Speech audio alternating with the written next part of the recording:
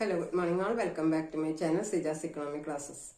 ഇന്ന് ഞാൻ നിങ്ങളോട് ഡിസ്കസ് ചെയ്യാനായിട്ട് പോകുന്നത് പ്രൊഡക്ഷൻ ഫംഗ്ഷനെ കുറിച്ചിട്ടാണ്. അതിന്റെ ഇക്വേഷനെ കുറിച്ചിട്ട് നമ്മളിവിടെ പറയുന്നത്. എന്താണ് പ്രൊഡക്ഷൻ ഫംഗ്ഷൻ? ഉൽപാദന ധർമ്മം എന്ന് പറയുന്നത്. Output is the function of input.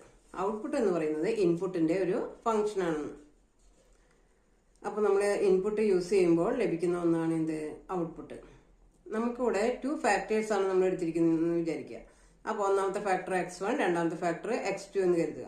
അങ്ങനെയാണെങ്കിൽ അതിന്റെ ഇക്വേഷൻ വരുന്നത്, പ്രൊഡക്ഷൻ ഫംഗ്ഷന്റെ ഇക്വേഷൻ വരുന്നത് Q is equal to F into x1 x2. അപ്പോൾ Q എന്ന് പറയുന്ന ഔട്ട്പുട്ട് ആണ്, x1 x2 എന്ന് പറയുന്നത് 2 ഫാക്ടേഴ്സ് ആണ്. ഒന്നെങ്കിൽ നമുക്ക് ഒന്നാമത്തെ ഫാക്ടർ ലാൻഡ് എന്ന് എടുക്കാം, രണ്ടാമത്തെ ഫാക്ടർ എന്താണ്? ലേബർ എന്ന് എടുക്കുകയാണെന്ന് കരുതുക. അപ്പോൾ ലാൻഡും ലേബറിന്റെയും ലാൻഡും ലേബർ ഉപയോഗിച്ചിട്ട് നമ്മൾ എന്താണ് ഔട്ട്പുട്ട് Q എന്ന് പറയുന്ന ഔട്ട്പുട്ട് ഉണ്ടാക്കുന്നു. അതുകൊണ്ട് x1 x2ന്റെ ഫംഗ്ഷൻ ആണ് Q എന്ന് പറയുന്ന ഔട്ട്പുട്ട് എന്നാണ് ആ പ്രൊഡക്ഷൻ ഫംഗ്ഷന്റെ ഇക്വേഷനിൽ പറയുന്നത്.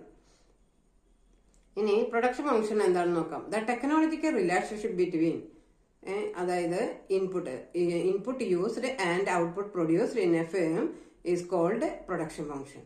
പ്രൊഡക്ഷൻ ഫംഗ്ഷൻ എന്ന് പറയുന്നത് അതൊരു ടെക്നോളജിക്കൽ റിലേഷൻഷിപ്പ് ആണ്. ഏതൊക്കെ ഇൻപുട്ടാണ് നമ്മൾ ഉപയോഗിച്ചത്, എന്തെല്ലാം ഔട്ട്പുട്ടാണ് നമുക്ക് പ്രൊഡ്യൂസ് ചെയ്യാനായിട്ട് സാധിച്ചത്, അവ തമ്മിലുള്ള സാങ്കേതിക ബന്ധത്തിന് പറയുന്ന പേരാണ് പ്രൊഡക്ഷൻ ഫംഗ്ഷൻ. അപ്പോൾ നമുക്ക് പ്രൊഡക്ഷൻ ഫംഗ്ഷനെ കുറിച്ചിട്ട് ഒരു ഇക്വേഷൻ ഉപയോഗിക്കാനായിട്ട് സാധിക്കും. ഓക്കെ.